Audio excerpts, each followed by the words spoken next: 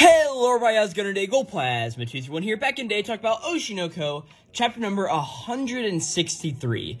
This chapter is titled You. And I think that's a little bit of an ambiguous chapter title, as I think we often get a lot of times in Oshinoko. This chapter title is spelled Y-O-U, as in like you, the person, not the letter U, as in like the letter U or something like that. And I really feel like that's something that we've seen a lot in Oshinoko. It's something that we're not going to be seeing a lot more in Oshinoko, being that after this chapter, there are 3 more chapters left to be published of this series, which is absolutely crazy to think about. I mean, when I think about Oshinoko, I remember it's a series that I started watching and reading. I actually read the manga before the anime actually came out early in, of course, 2023, in like that January, whenever the first English volume came out. And then I read the series, and I'm like, damn, I really like this. And I started talking about it on this YouTube channel. And it's almost weird to think that, hey, this chapter is going to be over in 3 weeks, if I'm not mistaken. And that's just really crazy for me to try to wrap my brain around and sort of rationalize. It may be 4 weeks, we may be having a break in between some other chapters, but either way, this is one of the last 4 chapters of Oshinoko, this being the 4th to last. There was an announcement that came out a week after the last chapter came out and a week after my last video came out, but I actually did not have time to sort of record a short or anything, being that I've not only in college, but also I have been going back to writing D&D a lot, so I've not really had time to put out a whole lot of videos and do all of that. But to get into this chapter of Oshinoko, this chapter is sad and emotional, as I think all of us were expecting after all the events that happened last chapter. And going back to a thing I mentioned earlier in this video, the sort of whole idea of the chapter being ambiguous, I really think that sort of ties into this chapter. What do I mean by that? Well, before this chapter actually came out, before this chapter actually came out today, and of course at 11 p.m. Eastern Standard Time, where I reside on the East Coast of the United States of America, this chapter is, like I said, called You, but that can be like Y-O-U or You. And earlier today, I was actually in a college class where we had a little bit of a discussion between the words of root and root. Of course, one of these root being R-O-O-T, these sort of things that plants take down into the ground, grab all of the nutrients, take them up to xylem and phloem, and do all that sort of thing to get the plants their nutrients so these plants can survive. And also the word root can sort of be looked at, looking into the roots of your past, who made you who you are, and sort of that sort of like family tree sort of diagram in a way. And the other one is root, as in R-O-U-T-E, which is of course like the route that you take to get somewhere. And I feel like both of those terms, both root as in plant route and then route as in travel route, both work into this chapter, because as we'll get into, this is, I'm going to say, a very interesting chapter of Oshinoko. I think I've probably said that in every single Oshinoko video I have made. But really the thing about this chapter is the first 10 pages don't have a single word. I'm sorry, the first 9 pages. Don't sue me. The first 9 pages don't have a single word on them, as it sort of shows us an alternate reality of what could have happened in the Oshinoko universe, before then having a discussion between Crowgirl and Aqua, as the two of them sort of talk before Aqua eventually fades away into sort of the ether and nothingness. And really in this scene of Crowgirl, of course, Tsukuyomi, I call her Crowgirl because that's what we all knew her as before she became the Tsukuyomi. Well, she's always been Tsukuyomi, but I think you guys get my point. I've called her Crowgirl. There are 3 chapters left of the series. I'm not going to stop calling her Crowgirl now. So, like, deal with it. But Crowgirl pretty much just talks to Aqua a lot. And there's this whole idea of Aqua's identity, which can sort of be derived from that whole idea of the root and a root, like the route he took in life as Goro and as Aqua, and the root of Goro and Aqua that make him who he is as this person. It's very, very interesting, and I'm sort of happy that I sort of went to that class the other day, and I was able to sort of rationalize this analogy in my, or this analogy, I don't know why I said analogy, this analogy in my head for this chapter. I think it's just a really fascinating way of sitting down and looking at it. But of course, before we get into this chapter of Oshinoko, let's mention what happened last time in Oshinoko, because it has been 3 whole weeks since we got the last chapter, which, again, is like, we got the last chapter, I think, before, let's see, was it? No, it was at the very beginning of October, and now we're almost we're in the 20s of October, so it's like we're almost done with the month, but we've almost had just 2 Oshinoko chapters this month, which it is what it is, but it has been a while since we did get Oshinoko. So what happened last time, of course, the final confrontation between, of course, Aqua and Hikaru. Aqua and Hikaru had fallen off the side of the sort of cliff face, and Hikaru was pretty much kicking and screaming, not wanting to die, but eventually he gave in to just that urge of the spirits around him, and just eventually sunk into the sea after suffering a massive traumatic head wound. Aqua, very much the same, had suffered that stab wound that he inflicted onto himself, and as he was floating down to the bottom of the sea, he thought about his role as a person, and that the reason he was reincarnated was not to have revenge for Ai or anybody else. It was actually just to protect Ruby and ensure that his sister made it on through life. And the very end of that chapter is, of course, that panel of Aqua sort of ominously drifting down in the sea below. And it was just a really sort of sad and somber note to leave this chapter off on. And really, this chapter did not go in any of the way that I thought the next chapter would be going after that one. I figured it would probably be opening up with, like, a crying Ruby or, like, all of the crying people who knew Aqua. And I think that's probably what's going to happen next chapter, as we'll get into. But, again, let's hop into chapter number 163, titled U-Y-O-U. So, this chapter sort of revolves around this idea also of the keychain that Goro had, the I will forever be my idol keychain that he got a long time ago. I honestly forget if he got that from Serena or if he got it from another source, but it doesn't really matter. We all pretty much know that Goro has always had this keychain. And we open up the chapter of Goro actually clutching the keychain in his hands. We'll see this first scene, like I said, is sort of this alternate reality where, as we'll see, Serena actually survives. As we see, of course, during the time when Serena is having her surgery. If I'm not mistaken, Serena has anaplastic osteocytoma. Hey guys, sorry I just couldn't speak there for a second. What I was trying to say is that Serena had anaplastic osteocytoma, a brain cancer pretty much, but I just couldn't pronounce that in the video for some reason. I can barely pronounce it now, so I sort of understand. Which pretty much means the whole idea of like, hey, she's got a very bad case of brain cancer pretty much, and is not something that can easily be treated. And of course, Serena goes through a surgery and ends up dying in our main timeline. So here what ends up happening is Goro is pretty much just like clutching the charm in his hands, the I will be my idol forever, of course, like thinking about Serena sitting here. All of a sudden, somebody comes up behind him, supposedly informing him that something's happened. We see a really nice shot of Goro's face. We see him almost sprint down to the room where Serena is being held. And as he opens up the door, we see that Serena is laying down there. Serena takes a look at Goro. And as tears start to stream out of her eyes, she just cracks a little smile underneath the breathing apparatus they have on her. And she just gives a little weak thumbs up to Goro in this scene. Goro runs over to her, clutches her hand, and just starts like crying and doing all of this stuff. We cut some more time ahead as all of a sudden we see that Serena is getting out of her wheelchair. She's learning to walk very slowly, but she's able to start walking some more and doing all of that sort of stuff. Goro, we see, is also just sort of helping her out during all of this time. Then comes the moment, of course, Marina Tenjoji, who is, of course, Serena's mother, who, of course, we got a high look on in, like, the 20 chapters right before whenever it really looked like Ruby may just, like, off herself pretty much because of, like, all of the fear and all of the, like, acting ability she was lacking and all of that going on before it was revealed to her to Aqua's Goro and all of that sort of stuff earlier in the series. We see that Marina Tenjoji comes in and sort of just, like, comes up to Serena, like, hugs her and does all of this stuff. And the really most interesting thing is that, of course, Serena always wears this beanie just to, like, signify, like, hey, it's got the eye rabbit on the head of it and all of that sort of stuff. And that's just sort of the design we've seen her in.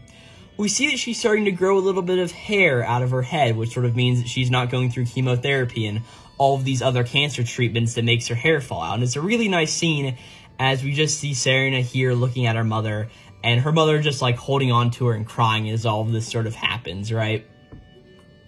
We then cut to the moment where it seems that Serena has finally been released from the hospital where she's been for so much of her life to this point. We, of course, see that Marina is standing there sort of like bowing to Goro, who is there sort of seeing this family off. We see that the supposed father of the Tenjoji family is also here. We never get his name, and it's never really important. We just sort of see a little shot of him here. And then we see Serena, who sort of has a little backpack on. She's got hair almost down to the bottom of her neck now, but she's still wearing that beanie, is crying a little bit.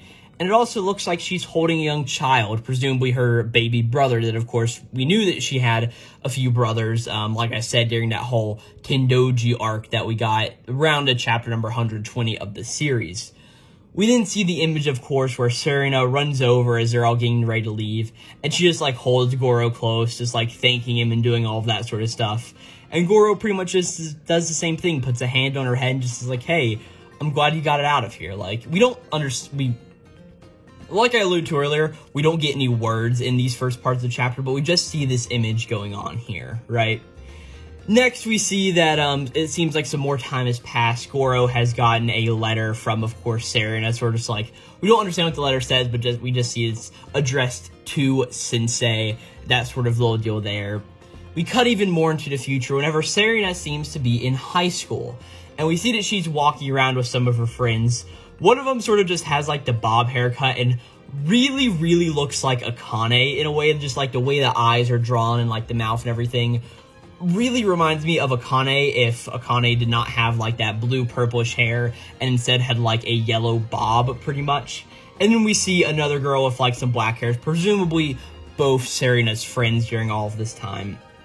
And we see that as they're walking around the streets of Tokyo doing all that sort of stuff, we see that Serena looks up and sees a poster on the wall that just says, sign, Biko no Hachi Audition New Member Recruitment Application Requirements.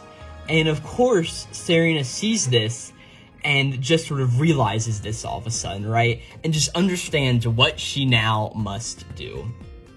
Again, we now go back to the hospital. Another, like, indiscriminate amount of time has sort of passed at this point. We see that Goro is sort of meeting with other patients as time goes on and just doing his life. He's just living his best life, knowing that he's doing what he does.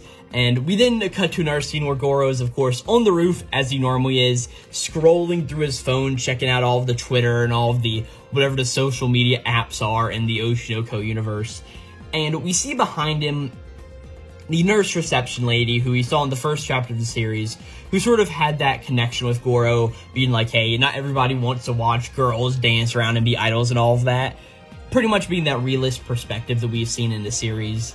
And as Goro is scrolling through, all of a sudden, he just scrolls upon something on his feed. And it is none other than the announcement of the new Biko no Hachi member. And who else would that be than, of course, Serena herself. We then cut to a concert where, of course, this may be the first concert, this may be like the third or fourth concert, where Serena is going through and is part of the General B. Komachi lineup. We see that she's there doing all of the various idol dances and stuff, singing along to all of the songs, and eventually we see that she's side by side with Ai, her literal idol, beside of her, and they're sort of just doing that same dance, mirroring their movements, doing all of that stuff. And who would be in the audience? None other than, of course, Goro himself. He's got both of these sort of light sticks in his hand, and he's looking, like, really, really happy. Like, his mouth is just wide open. We see, like, a few tears streaming down from his glasses. It's just, like, Goro is so happy to see not only one of his, like, favorite idols, Ai, but also his personal idol in Serena, doing all of this stuff together. It's a really, really awesome moment as all of this happens. And we see that Goro is sort of like holding up the light sticks into the air and waving them all about. And as we see Goro doing this, just enjoying the Biko no Hachi concert, seeing both Serena and Ai acting together, the background starts to fade away from all of them, as the background just turns to white with all of their shadows just following onto the ground. As we see that both Aqua and Crow Girl are in this sort of limbo space, and we see that the two of them are just watching this scene play out. As Aqua is the first one to get in an actual word in this chapter and in this scene itself, as Aqua just is like, hey, is this a dream? And Crow Girl just says like, hey, yeah, of course this is a dream, but it's a dream for you. The world is a virtual image created by our own observations. Not everything itself is true. It's like the world looked completely different before and after you were reborn. And Aqua sort of just hears this and sort of just looks down to the ground. Obviously, we can tell that he's in a very bad headspace while thinking about all of this. As he suddenly says, hey, Crow Girl, in the end, who was I really? And Crow Girl sort of just looks at Aqua very questioningly like, not giving him an answer yet, waiting for Aqua to more, like, explain himself in these general terms. As Aqua just says, like, hey, who is it that feels happy when looking at this scenery? Is it Goro or Aqua? As we see this scene of, like, a Serena and Ai sort of doing together, as Aqua just thinks about this moment of, hey, is it Goro or Aqua who likes it here, right? Tsukuyomi now speaks up at this second, just saying, like, hey, Aqua, if you feel happy seeing this scenery, then that must be your emotions, correct? But Aqua just says, like, hey, but, like, I'm not honestly sure about my actual feelings. Did I actually make the wrong choice? Didn't I just selfishly die, leaving my sister behind, and cause trouble to all of those around me, all of those who love me, and even myself? And Tsukuyomi just says, like, hey, like, good grief, Aqua. Is that really what you want your final thoughts to be, as you just die and head straight for death? And he says, I can't believe you're still worrying about such childish things. But Krogoro then just hears what she said, the whole line about childish things, and suddenly just, like, pauses herself and just says, like, no, actually, you were a child. Through reincarnation, you possess Goro Amiyama's memories and will. However, within your body, there were genetic factors that were inherited from Ai and Kamaki. Those two perspectives, Goro and Aqua, created two different roles in your mind. But what does that even mean? As we see Tsukuyomi sort of move closer to Aqua, and I really love this little scene that happens where Krogoro really gets, like, right up, like, nose is touching Aqua's nose, and she has, like, both of her hands on Aqua's cheeks and sort of just looks deep into Aqua's soul.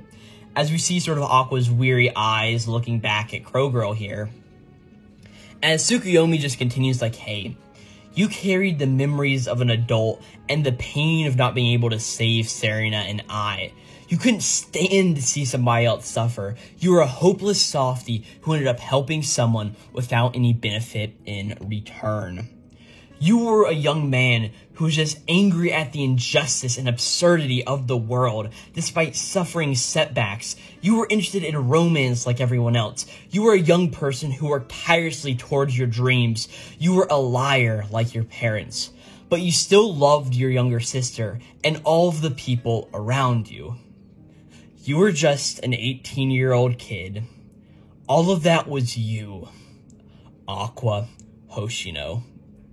And that is where we end this chapter of Oshinoko. Now, I'd be very much remiss if I didn't talk about all of the images that we see as Krogoro sort of just gives this speech to Aqua. And as she's sort of saying all of this, of course, like that whole idea of, like, you created two goals in your mind. Through reincarnation, you possess Goro, memories, and sense of will. She goes through all of this, and, like, whenever you couldn't stand see somebody else suffer, we see all the times that Aqua helped out everybody around him. The times he helped out his sister Ruby. The time that he saved Akane from jumping off the bridge and killing herself, pretty much. I say pretty much, even though that's sort of what happened. I was trying to pick a better word, not to have YouTube demonetize this video, even though I don't make any money off of this anyway. I sort of just, like, going on the edge there, but that is what it is. And also all the times that Aqua was around Kana and helped her out with all of the various things too. And then there's this little moment as Aqua sort of just sitting here in the fetal position, hearing Krogoro say all of this to him. Krogoro just comes up and gives Aqua a hug. Now, this is a little bit of a weird scene in my mind, being that the fact that while Aqua is literally in the fetal position, like, he's not tall at all. Krogoro is pretty much the same size as Aqua in this second, as Aqua sort of, like, kneeling down, head, like, resting on his knees. Krogoro is that same exact height, which is a little funny whenever you think about it in this way, but it sort of is what it is in that sort of case. But the whole idea of this eventually comes, like, hey, you were a person who was angry at the injustice of the world. I do find it a little funny, she's like, you were interested in a romance like everybody else. Like, oh no, what's going to happen with those plot lines in the next 3 chapters of Oshinoko? What's going to happen to Akane? What's going to happen to Aqua? What's going to happen to Ruby? Is Taiki going to get with someone? I just find that a little bit of a funny note there. You worked tirelessly, you were a liar like your parents. And in the end, her final note of, you were just an 18-year-old kid. All of that was you, Aqua Hoshino. And the thing that happens in this panel is that as Crowgirl is sort of hugging Aqua and saying this, like, hey, you were just an 18-year-old kid, we see Aqua has totally faded out of this entire landscape here, as it's just Crowgirl here. But in Aqua's place, there's the little charm, of course, the I will forever be my idol, that little charm that, of course, Goro had that everybody found whenever Aqua, or whenever Ruby and, was it Akane found Goro in the sort of woods behind the shrine and all of that sort of stuff. All that's left there is just that small little charm. And it's a really, really sad moment to see, as just Crowgirl acknowledges Aqua for who he is. All of that was you, Aqua Oshino. It wasn't Goro, it wasn't anybody else. Aqua was his own person. And that is the thing that this chapter is trying to get across. I find it really interesting about what Aqua's final words actually were, because, of course, Crowgirl sort of goes on for the last 2 chapters and says all of this. As Aqua's last words were truly, didn't I just die selfishly and leave my sister behind and cause trouble to all of those around me? Those are the final words that Aqua actually says in his life, as we just come through here and we see that Crowgirl just says, like, no, like, why are you thinking that? Like, you are your own person. You did what you felt were doing, what you felt you're supposed to do.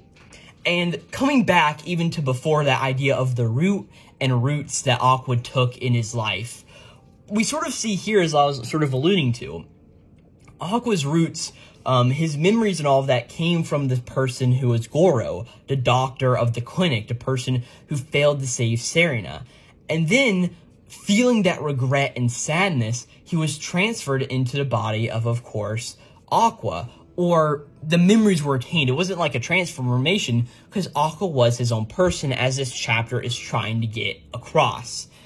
It's so very interesting, and like the whole roots of like, yeah, you weren't just yourself, as like Crowgirl even points out, like, hey, there were factors from both I and Hikaru. They both also made you you. All of these roots tying together to make Aqua Oshino this final product of who he is, when really he had factors from 3 people. His mother, his father, and his previous self, Goro, not to mention all of the life that Goro had experienced before them. Goro's mother, all of these people coming together and making Aqua who he is. And of course, as Crowgirl also says, the whole idea of the roots that he took in life, how he traveled, how he navigated life. As she says, like, hey, you were angry at the injustice of the world, the death of Serena, the death of Ai, and wanting to get revenge on them, and you found out your own way to get through this. This is a masterclass of an Oshinoko chapter. I know I say that a lot of times, but the emotion and the feelings that we can get here from seeing Crowgirl's reaction, from seeing Aqua's this depravity here and his sadness inside of him, it works very well towards the general tale that this story is trying to tell. What do I say next? Like, I did not mean to go that hard talking about Oshinoko there for a second, but this chapter has so much emotion, so much just empathy that you feel while reading it, that just makes it who they are, makes these characters live and breathe, and makes me sad knowing that Aqua has died here. Like, yeah, of course, I figured he was going to die down below the sea, but, like, we didn't know how it was going to happen. And while, of course, I'm not the biggest fan of Crowgirl, like, she's never been my favorite character. Do I find her interesting? Yeah, she's been done some interesting thing. She even let me name a video on this channel child snatching for some reason, and I thought that was really, really funny, but she's never been my favorite character in Oshinoko. And of course, we know that she's a character who went through, she, of course, being the god Tsukuyomi, reincarnated both Aqua and Ruby into their bodies and all that sort of deal. But it's more than that. I think I'll forever remember Crowgirl and Oshinoko for this moment here of telling Aqua who he really is. That as much conflict he has in his mind, he is just not a mixture of different people. He is his own person, influenced by them. And I think that's the takeaway that we all should take from this Oshinoko chapter. You are not just a bunch of different people's wills put onto yourself. You are really just yourself. You're your own person, influenced by them. You're not an imprint.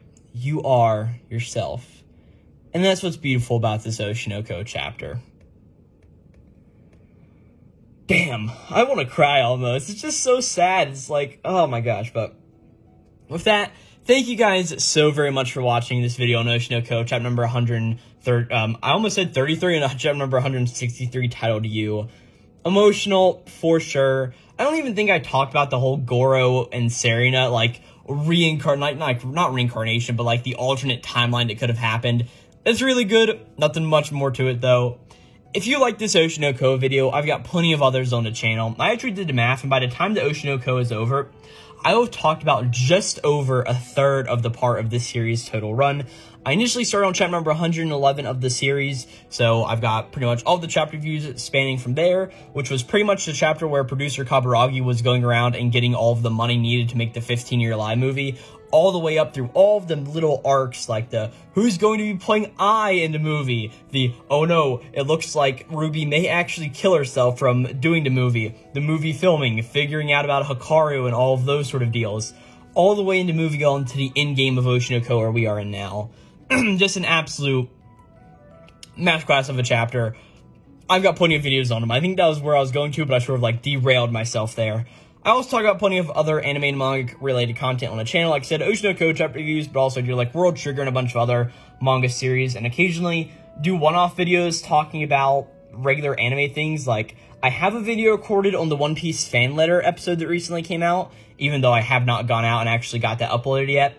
I'm sorry, I have had too many great ideas for writing D&D, and I honestly think this Oshinoko chapter is not going to help influencing me to write a story of my own like that, so all of that will be up on the channel, and eventually, I hope you guys really did enjoy this video, and I will catch you guys next time. We actually have to only wait a week for the next chapter of Oshinoko, of course, coming out on the 30th of October of 2024, one day between the spookiness of Halloween. I don't know about you guys, Halloween is not like my favorite holiday whatsoever, but that's not really the topic of this video here. Halloween is more for like the spookiness and like crying because you're scared, not crying because, damn, that was sad. Like this chapter sort of invoked inside of me. But yeah, again, thank you guys so very much for watching. I will catch you guys next time for Oshinoko chapter number 164. Again, this was chapter number 163, titled You, or as I want to call it, Roots and Roots, because I think that's very, very funny. And I will catch you guys next time. Thank you so much for watching. This will be Gold Plasma 231, signing out.